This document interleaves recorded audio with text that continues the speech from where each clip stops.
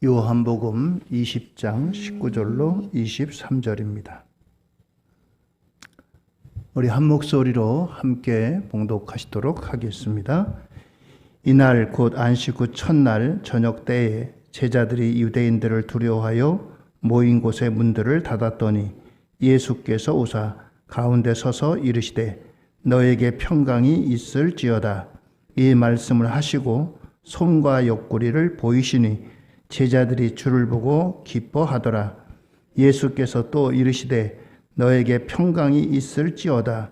아버지께서 나를 보내신 것 같이 나도 너희를 보내노라.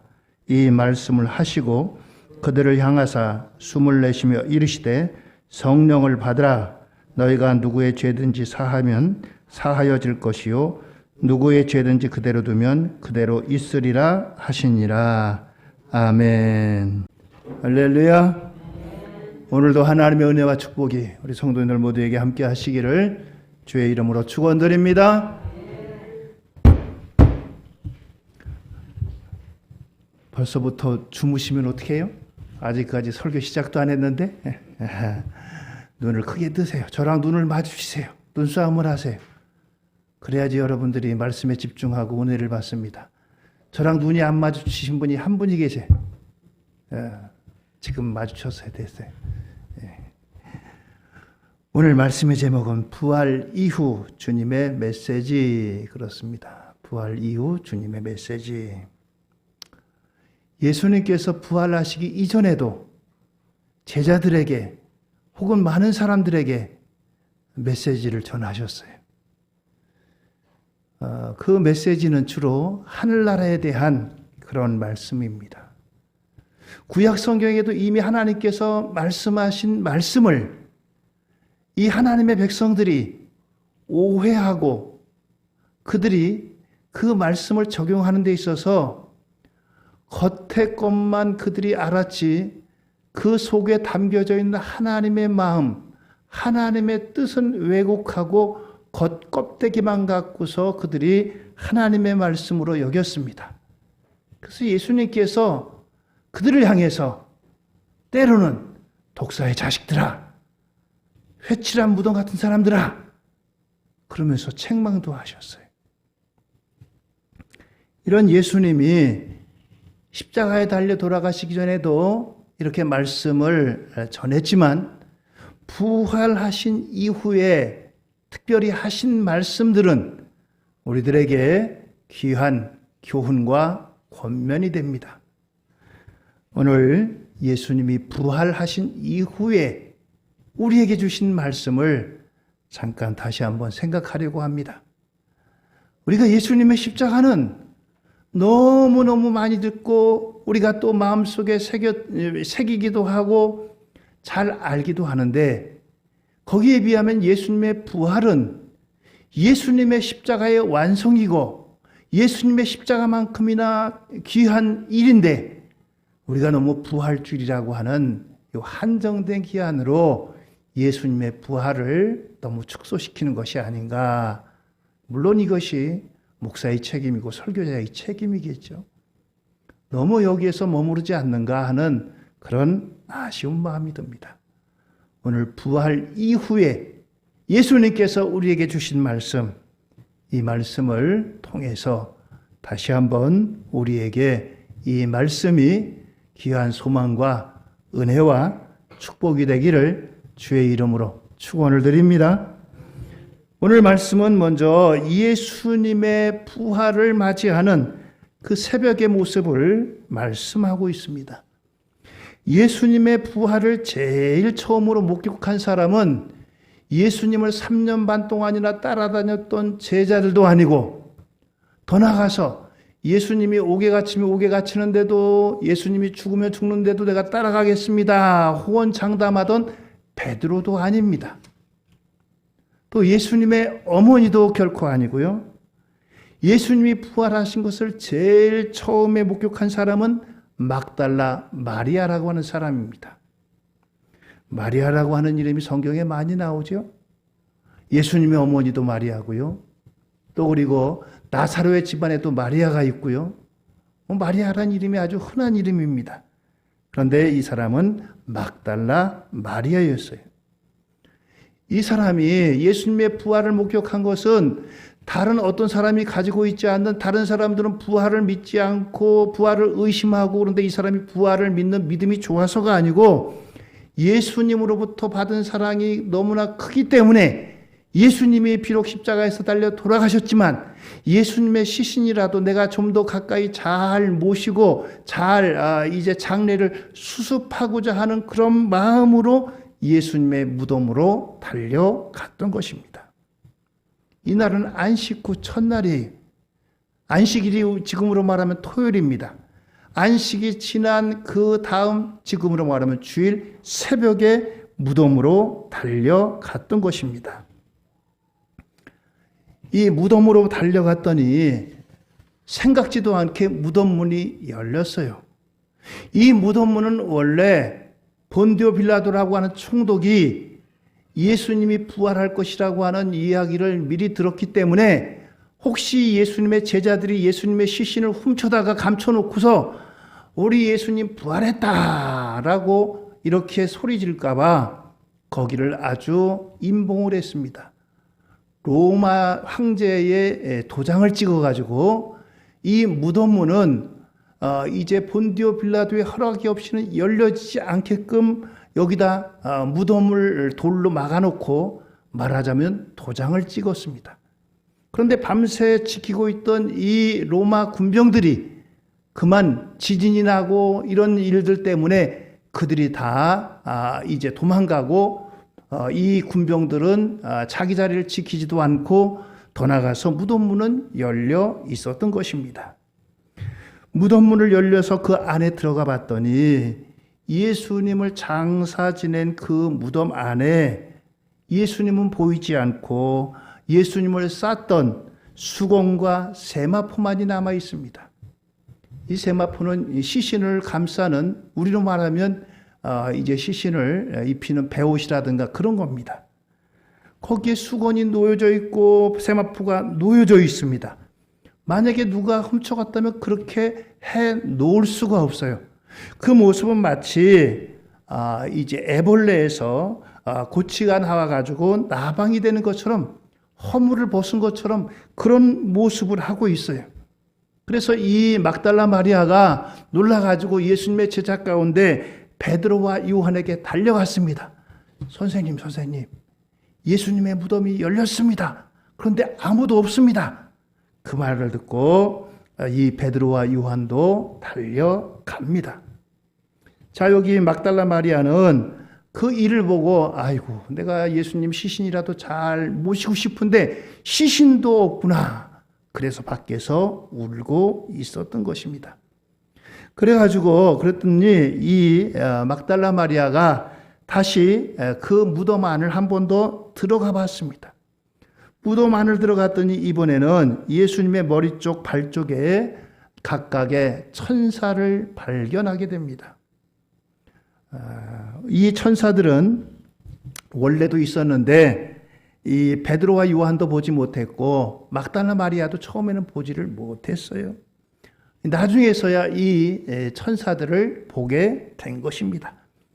천사는 우리의 이제 기도를 담아가지고 하늘나라로 그것을 올리우고, 또한 우리의 예배를 듣고 우리에게 눈물을 닦아주는 하나님의 심부름꾼입니다. 그런데 이 천사를 보지 못했는데 다시 들어가게 됐을 때 천사를 발견합니다. 천사는 막달라 마리아에게 묻습니다. 여자여, 어찌하여 우느냐? 물을 때에 그들이 내가 주님의 시신을 찾기 원합니다. 내가 주님의 시신을 잘 모시려고 들어왔는데 주님의 시신이 보이지 않습니다. 라고 하는 거예요. 그런데 그때 이 막달라 마리아의 눈에 또 다른 한 사람이 보이는 거예요. 그 두 천사뿐만 아니라 한 분이 보였는데, 이 막달라 마리아의 눈에는 아마 이제 우리로 말하면 공원묘지를 관리하는 관리인으로 알았던 것입니다. 그래가지고 누가 주님의 시신을 가지고 왔는지 저 좀 알려주세요. 이렇게 부탁을 합니다. 그랬더니 그분이신 예수님이 말씀하십니다. 마리아야 라고 부르시는 거예요. 주님의 음성을 듣자 마리아는 그때서야 부활하신 예수님을 바라보는 눈이 띄어지게 되었습니다. 그래서 예수님을 발견하게 된 것입니다. 오늘 여러분들 우리가 부활하신 예수님께서 이처럼 우리의 이름을 불러주시고 울며 절망하고 있을 때 천사들을 데리고 함께 동행하십니다.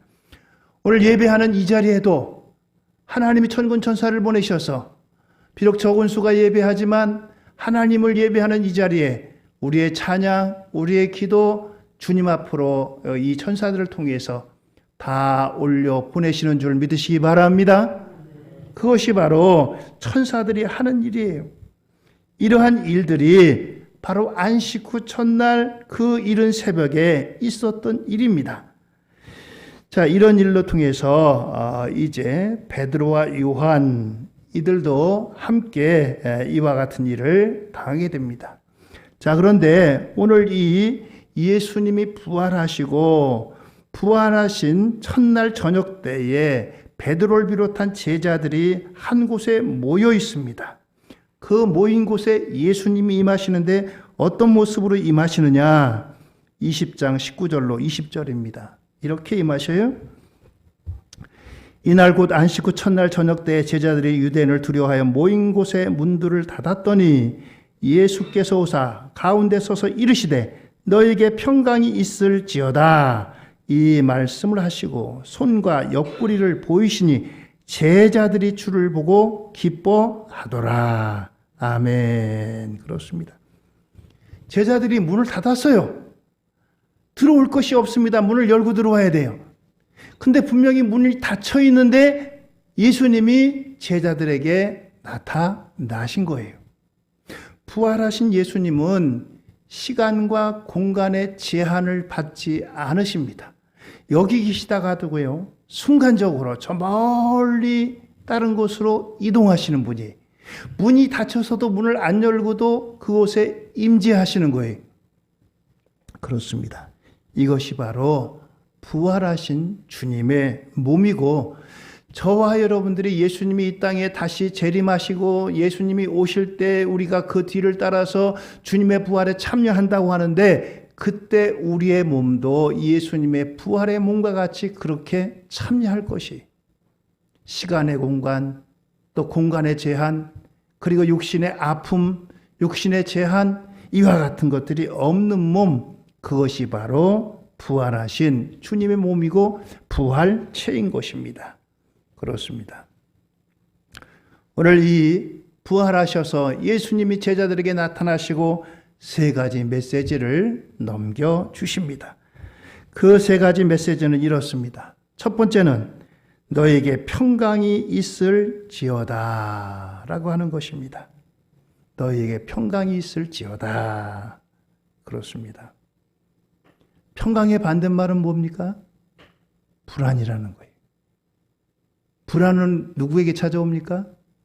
죄인들에게 찾아오는 겁니다. 고통과 위험과 질병과 죽음에 대해서 항상 불안해합니다. 그렇습니다.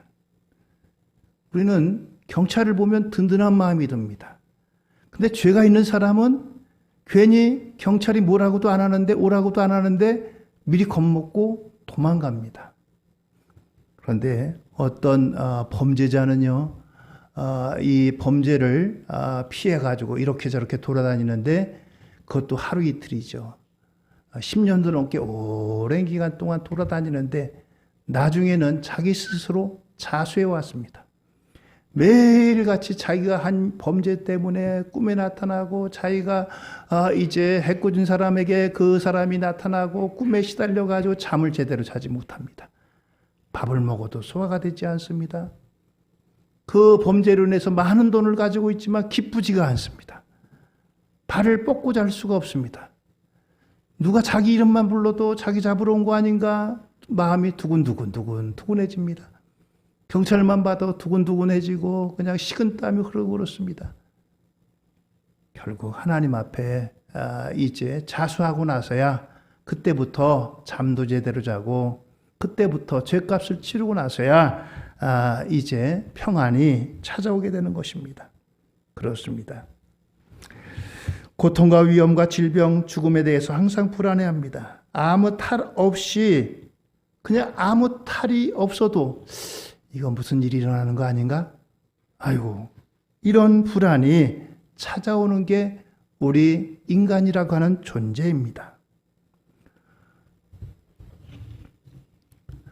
예전에 코믹 이제 그 광고 가운데 하나가 어떤 사람이 이제 그 검진을 받는데 의사가 심각한 이제 이제 모습을 짓습니다. 그러니까 이 환자가 야, 내가 이거 암병 걸려서 그런 거 아닌가?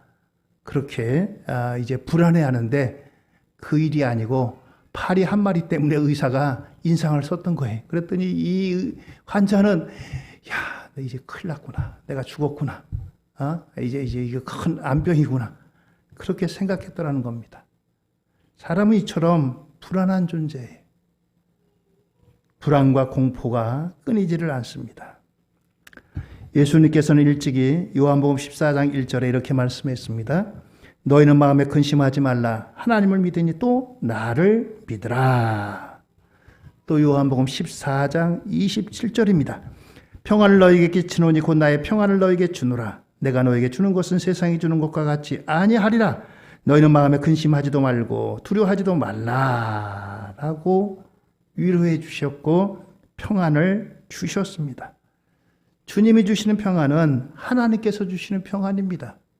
세상의 평안이 아니고 하늘의 평안입니다. 순간적인 평안이 아니라 영원한 평안입니다. 우리에게 무엇보다 가장 필요한 것은 평안이라고 하는 사실입니다. 인생에서 고독과 실패와 저주와 절망, 죽음으로 불안해하는 사람들에게 평강을 주신다고 약속하십니다. 요한복음 16장 33절입니다. 이것을 너희에게 이르노니 너희로 내 안에서 평안을 누리게 하려 함이라. 세상에서는 너희가 환난을 당하나 담대하라. 내가 세상을 이겼노라. 라고 말씀하십니다. 그렇습니다. 예수님께서는 여러 곳에서 여러 번에 걸쳐서 평강을 주시겠다라고 약속하십니다. 그런데 이 예수님께서 십자가를 지시기 전에 주시겠다는 하는 이 평강이 실현된 것은 십자가에 못 박혀 죽으심으로 그 평강이 이제 이루어졌다는 겁니다. 예수님이 십자가에서 죽으심으로 우리가 죄에서 구원받는 것으로 끝나는 것이 아니고 우리에게 무엇보다도 평강이라고 하는 선물도 함께 주셨다라고 하는 겁니다. 할렐루야. 그렇습니다. 예수님이 나를 위해 십자가 지시고 나를 위해 십자가에서 돌아가시고 나를 위해 죄를 위해 피 흘리시고 그리고 또 사망에서 부활하신 이것은 우리에게 구원의 은혜뿐만 아니라 세상의 여러 가지 질병, 고통, 실패, 여러 가지 이제 불안 가운데서 우리에게 평강을 주시는 하나님의 선물인 줄 믿으시기 바랍니다. 그래서 우리에게 이제 부활을 통해서 이와 같이 평강을 확증하고 평강을 우리에게 허락하신 겁니다. 제자들 보세요. 제자들이 그 앞에서만 해도 불안해가지고 몸을 닫았어요. 혹시 로마 군병들이 우리 잡으러 오지 않나? 사람들이 우리를 밀고 하지 않나? 이런 마음 때문에 불안해했는데 예수님이 문도 안 열으시고 오셔가지고 너에게 평강이 있을지어다 라고 말씀하십니다. 제자들에게 베드로야, 도마야, 안드레야, 요하나, 빌립아 너희들 왜 다 나를 버리고 도망가느냐? 이것이 아니라 너에게 평강이 있을지어다 라고 말씀하십니다. 오늘 여러분들 살아가면서 우리에게 크고 작은 일들로 우리 마음에 이러한 불안이 찾아오고 두려움이 찾아옵니다. 세상이 우리가 이런 것들 찾아오는 것들을 어떻게 막아낼 수가 없어요. 이런 것들은 가만히 있어도 아무 일이 없어도 우리 마음속에 나도 모르게 찾아옵니다. 오늘 그러나 부활하신 주님을 통해서 우리에게 이미 평강을 약속하셨습니다. 여러분들 막말로 우리가 죽어도 하나님께서 우리에게 허락하신 부활의 소망이 있는 사람 아니겠어요? 죽으면 끝으로 아니라 다시 부활에 참여하는 그런 은혜와 특권을 주셨어요. 오늘 여러분들, 우리가 불안해한다고 불안이 달아나는 것 아니고 문제가 해결되는 것 아니고 불안은 불안으로 그대로 남아 있는 겁니다. 오늘 하나님께서 우리에게 예수님의 부활로 말미암아 주신 이 평강을 소유하고 또한 누림받는 우리 모두가 되기를 예수님의 이름으로 축원드립니다. 할렐루야. 평강을 주셨어요. 첫 번째가. 두 번째는 오늘 제자들에게 평강을 말씀하실 뿐만 아니라 나도 너희를 보낸다 라고 말씀하십니다. 20장 21절입니다. 예수께서 또 이르시되 너희에게 평강이 있을지어다. 아버지께서 나를 보내신 것 같이 나도 너희를 보내노라 라고 말씀하십니다. 예수님이 지금 제자들과 말씀하시는 거예요. 예수님이 제자들에게 먼저 너희들에게 평강이 있으라. 하나님의 평강이라고 했어요. 조건 때문에 평강이 아니라 이것은 하나님이 주시는 평강입니다. 돈 없던 사람이 돈이 있어가지고 평강한 것이 아니라, 병 있던 사람이 병 고쳐가지고 평강 있는 것이 아니라, 이건 하나님께서 누구에게나 주시는 평강입니다. 이 평강을 주신 다음에 오늘 우리에게 말씀하시는 것은 나도 너희를 보낸다. 가라. 곧 파송입니다.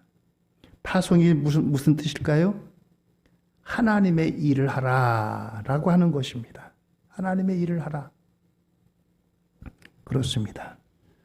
하나님께서 저와 여러분들에게 건강을 주신 것 가지고 무엇하라고요? 주의 일을 하라는 것입니다. 하나님께서 저와 여러분들에게 남들보다 좀 더 많이 가지고 있다면 경제력을 주신 건 뭐예요? 하나님의 일에 사용하라는 것입니다. 하나님께서 다른 사람에게 없는 재능을 주셨다? 그것 가지고 뭐 하라는 거예요? 하나님의 영광을 위해서 사용하라라고 하는 것입니다. 그렇습니다.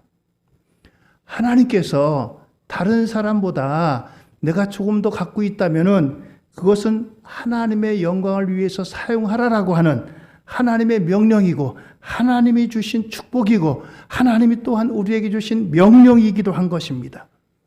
그리스도인의 최대 영광은 파송받아 가는 것입니다. 여러분들 파송받아 가라는 거니까 여러분들 아프리카로 가세요. 남미로 가세요. 저기 알래스카로 가세요. 선교사만 파송이 아닙니다. 여러분들 가정 가운데, 여러분들 직장 가운데 믿지 않는 사람이 있다면, 아직 믿음의 영역에 들어가지 못한 곳이 있다면 그곳이 파송지고 여러분들은 그곳에 보냄받은 선교사인 것입니다. 여러분들 가진 가정 가운데, 가족 가운데 아직까지도 예수님을 모르고 하나님 앞에 돌아오지 않은 영혼이 있습니까? 그 가정에 여러분들을 하나님께서 선교사로 파송하신 거예요. 직장의 동료들 가운데, 상사 가운데, 부하 가운데 아직까지도 믿지 않는 영혼이 있나요? 그곳에 내가 파송받은 선교사입니다. 그렇습니다. 가라. 가라.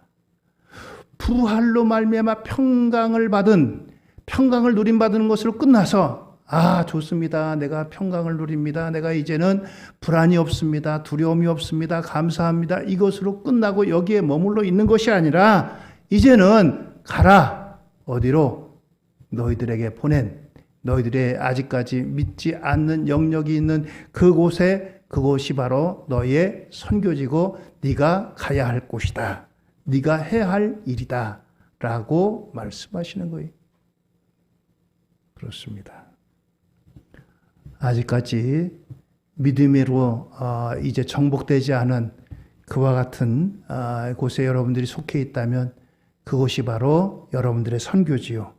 여러분들이 선교사로 파송받은 그와 같은 사람이라는 것입니다. 세 번째로 오늘 주님께서 주신 메시지입니다. 요한복음 20장 21절로 23절입니다. 22절로 23절.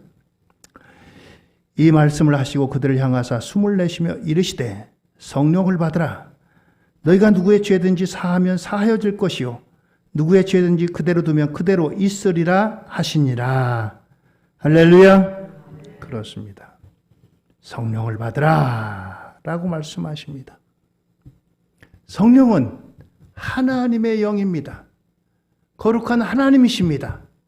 예수님께서 십자가를 앞에 두시고 제자들에게 미리 성령님에 대해서 말씀하셨어요. 요한복음 14장 16절로 17절입니다. 내가 아버지께 구하겠으니 그가 또 다른 보혜사를 너에게 주사 영원토록 너희와 함께 있게 하리니 그는 진리의 영이라. 세상은 능히 그를 받지 못하나니 이는 그를 보지도 못하고 알지도 못함이라. 그러나 너희는 그를 아나니 그는 너희와 함께 거하심이요 또 너희 속에 계시겠음이라. 그렇습니다. 예수님이 십자가에 달리시고 부활하시고 40일 만에 승천하셨습니다. 예수님이 올라가시면서 내가 너희를 떠나서 올라가지만 너희에게 보혜사 성령, 보혜사는 돕는 자, 협력자, 격려자, 상담자, 너희를 격려하고 상담하고 보호하고 지켜주고 이러한 뜻입니다. 그 성령님을 너희에게 보내시겠다. 그분은 너희와 영원토록 함께 하시겠다라고 말씀하십니다. 그래서 그분은 이제 세상이 그를 알지 못하나 그를 보지도 못하지만 너희는 알겠다라고 말씀하십니다. 그렇습니다. 예수님의 십자가의 대속의 은혜를 믿고 예수님의 부활을 믿는 저와 여러분들 우리 모든 사람들에게는 하나님께서 이 성령을 이미 주신 겁니다. 할렐루야. 그렇습니다. 성령님이 우리 안에 계신 거예요. 여러분들 성령 그러면은 너무 이상한 현상만을 가지고 아이고 성령님 나는 방언도 못하고 나는 예언도 못하고 나는 어떤 능력도 없는데 무슨 성령이야. 성령은 진리의 영입니다. 인격의 영입니다. 우리 가운데 오셔서 예수님 하나님을 알게 하시고 또한 하나님이 이제 슬퍼하시는 일에 대해서는 그것들을 우리가 마음 먹고 그것들을 하려고 할 때 슬퍼하게 하시고 우리에게 깨닫게 하시고 이와 같은 일들을 하시는 성령님이 오늘 우리에게 성령님을 보내주시겠다. 너희와 함께 하시겠다라고 말씀합니다. 요한복음 14장 26절입니다. 보혜사 곧 아버지께서 내 이름으로 보내실 성령 그가 너에게 모든 것을 가르치고 내가 너에게 말한 모든 것을 생각나게 하리라. 이게 누구 하시는 일이에요? 보혜사 성령님이. 주님께서 제자들에게 살아계실 때 미리 말씀하시던 이 말씀들을 깨닫게 하시고 가르치시고 그리고 생각나게 하시고 이것이 성령님이 하시는 일들입니다. 또 요한복음 16장 7절로 8절입니다. 그러나 내가 너에게 실상을 말하노니 내가 떠나는 것이 너에게 유익이라. 내가 떠나가지 아니하면 보혜사가 너에게로 오시지 아니할 것이요 가면 내가 그를 너에게 보내리니 그가 와서 죄에 대하여 의에 대하여 심판에 대하여 세상을 책망하시리라. 그렇습니다.